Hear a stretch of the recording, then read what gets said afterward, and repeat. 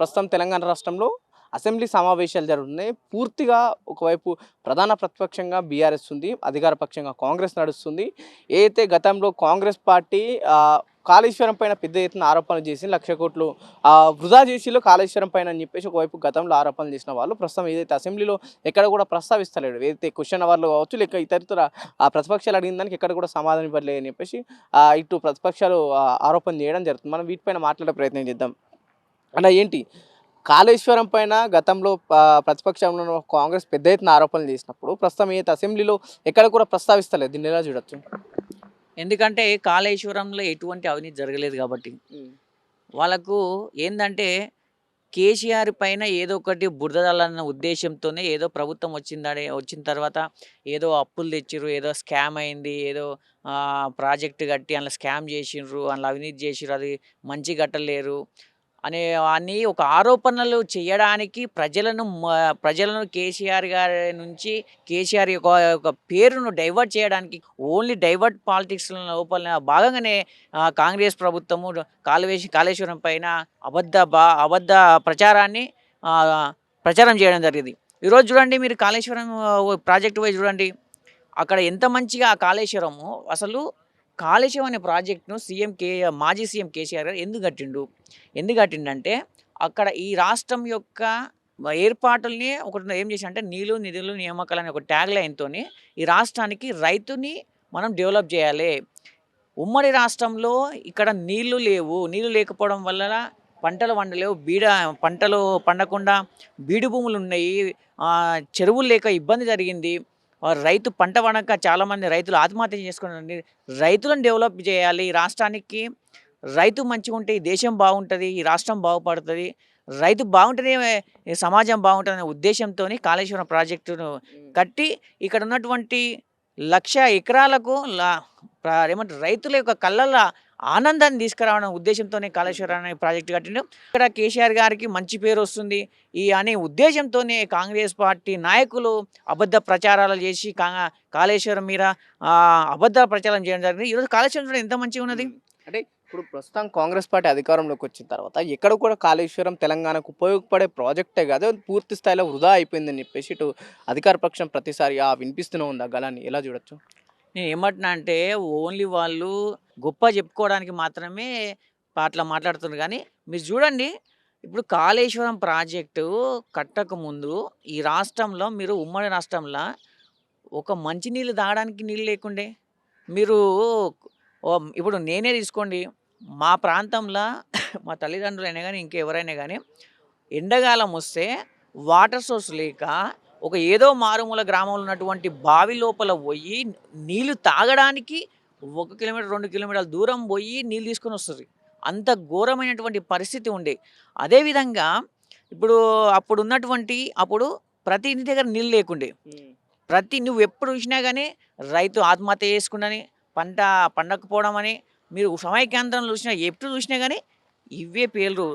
రైతు ఆత్మహత్య చేసుకోవడం జరిగింది. ఎందుకోసం అంటే పంట నష్టము, పంట వండకపోవడం వల్ల, బీడు భూముల వల్ల తనకు లాభం రాలేదనే ఉద్దేశంతో చాలామంది మానసికంగా బాధపడి చనిపోవడం జరిగింది. మీరు ఈ కాళేశ్వరం ప్రాజెక్టు కట్టిన తర్వాత మీరు చూడండి, ఆ నీళ్ళ ద్వారా అక్కడ ఉన్నటువంటి 1,00,000 ఎకరాలకు ఈరోజు నీళ్ళు వస్తుంది.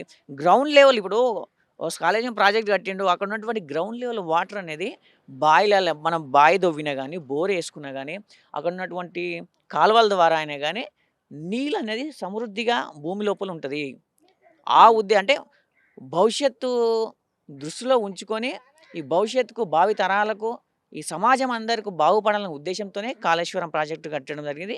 ఇది ఈ తెలివని మూర్ఖులు కాంగ్రెస్ నాయకులు వీళ్ళు ఏదో మాట్లాడిన అది ఎటువంటి జరిగేది. తెలంగాణ సమాజం మొత్తం స్వాగతించారు.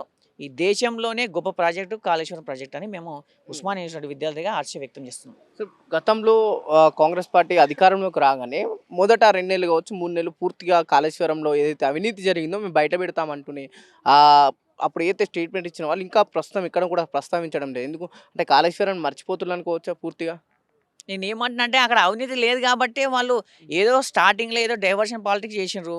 ఇప్పుడు ఇప్పుడు ఎందుకు మాట్లాడతలేరు? వాళ్ళకెందుకు భయమొస్తుంది? నువ్వు ఈరోజు మొన్న ఏదో చిన్న భూకంపం వచ్చింది. కాళేశ్వరంకేమైనా అయిందా? అంతకుముందు మన దగ్గర వర్షాల టైంలో వరదల బీభత్సం వచ్చింది. కాళేశ్వరం ఏమైనా తెగిపోయిందా? తెగిపోలేదు గదా! ఎట్లా కట్టిర్రో అట్లా ఉన్నది. ఈ కాళేశ్వరం ఎంతమందికి ఉపయోగపడాలో అంతమందికి ఉపయోగపడే విధంగా ఉన్నది.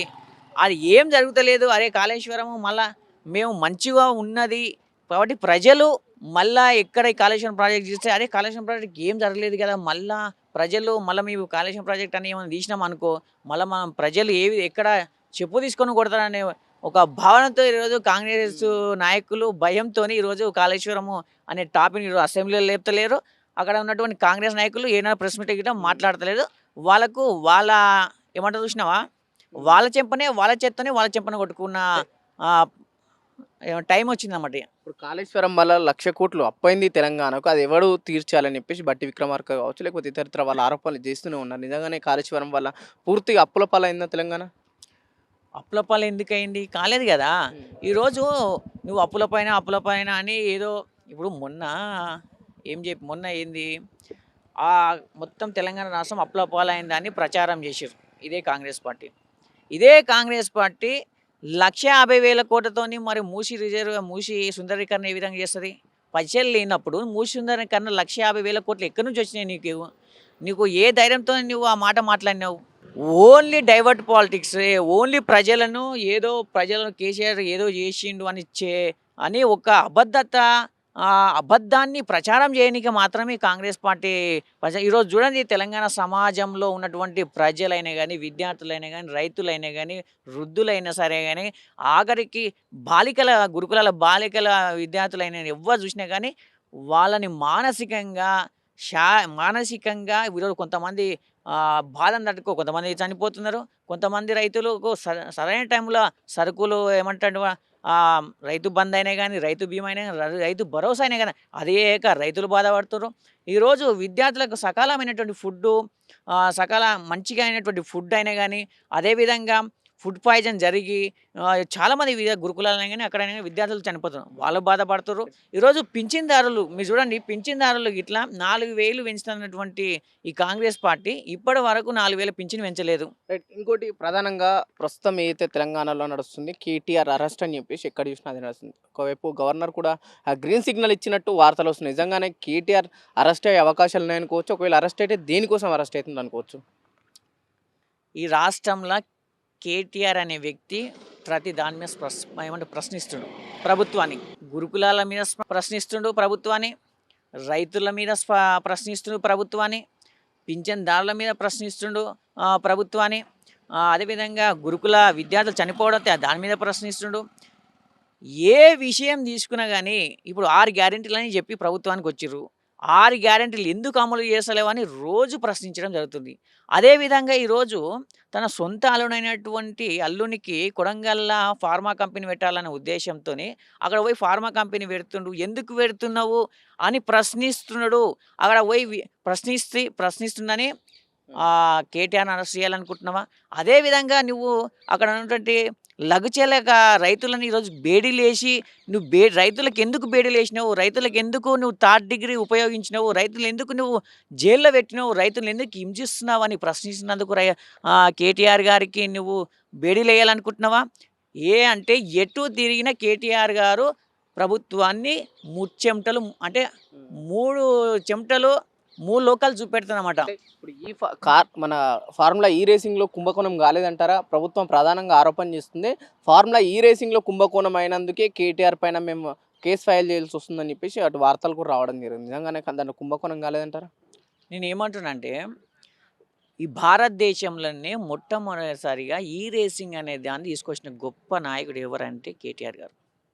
ఎందుకంటే భవిష్యత్ తరాల కోసం ఇక్కడున్నటువంటి ఇప్పుడున్న పరిస్థితులలో టెక్నాలజీ పరంగా ఈ భవిష్యత్తులో రాబోయే కాలంలో మొత్తం ఎలక్ట్రానిక్ సిస్టమ్ వస్తుంది. ఆ ఉద్దేశంతోని ఈ ప్రపంచం మొత్తం ఈ రేసింగ్ కార్ ప్రోగ్రామ్ నిర్వహిస్తే 40 నుంచి 50 లక్షల మంది వీక్షించడం జరుగుతుంది. 55 అదేవిధంగా 55 నుంచి 100 దేశాల వరకు రావడం జరుగుతాయి. ఈ దేశంలోనే ఒక మంచిగా పెట్టుబడి తెలంగాణ రాష్ట్రాన్ని అభివృద్ధి పరచాలనే ఉద్దేశంతోని తెలంగాణను భారతదేశంలో కాదు ప్రపంచంలోనే తెలంగాణ అంటే ఒక మంచి గుర్తింపు తీసుకురావాలనే ఉద్దేశంతోనే ఒక కేటీఆర్ గారు మంచి ఆలోచనతోని ఈ రేసింగ్ కారుని ఈ హైదరాబాద్లో నిర్వహించడం జరిగింది. ఈ రేసింగ్ కార్ హైదరాబాద్లో నిర్వహించితే ఇక్కడ తెలంగాణకు పేరొచ్చింది. తెలంగాణకు పేరొచ్చింది. భారతదేశంలోనే ఎక్కడ నిర్వహించకుండా ఈ రేసింగ్ తెలంగాణలో పెడితే తెలంగాణకే ప్రత్యేకత. నువ్వు అదే ఈ రేసింగ్ ప్రోగ్రామ్‌ల బీజేపీ లీడర్ల కొడుకులు వాళ్ళు పాల్గొంటారు. కాంగ్రెస్ ఉన్నటువంటి రాహుల్ గాంధీ డన్నని అప్పుడు మెచ్చుకుంటాడు. అదేవిధంగా అప్పుడున్నటువంటి ప్రధానమంత్రి మెచ్చుకుంటాడు. ఈ మరి ఇప్పుడేమో కాంగ్రెస్ పార్టీ ప్రభుత్వం వచ్చిన తర్వాత ఇప్పుడేమో ఏదో కేటీఆర్ గారికి ఈ రేసింగ్ తీసుకొచ్చిన గొప్ప పేరు పోతుంది. ఈ పేరుని ఎట్లా బదనాం చేయాలనే ఉద్దేశంతోని మాత్రమే ఈరోజు నాటకాలు ఆడుతుంది. కానీ మీరు ఈ రేసింగ్ ఈ తెలంగాణ రాష్ట్రంలో ఏర్పడడం వల్ల 700 కోట్ల లాభం వచ్చింది ఈ తెలంగాణ రాష్ట్రానికి. 700 కోట్ల లాభం వచ్చింది. ఫైనల్‌గా ఒకవైపు అసెంబ్లీ సమావేశాలు జరుగుతున్నాయి. మరోవైపు ఇటు కేటీఆర్ అరెస్ట్ అంటున్నారు. ఇంకోవైపు కాళేశ్వరం గురించి చర్చ వస్తుంది కదా! ప్రభుత్వానికి ఏం చెప్పదలుచుకున్నారు? ఒక్క మాటలో అంటే ఏం చెప్తారు? నేనేమంటున్నా ఈ రేసింగు కేటీఆర్ గారు అరెస్ట్ కాదు, రేవంత్ రెడ్డిని అరెస్ట్ చేయాలి.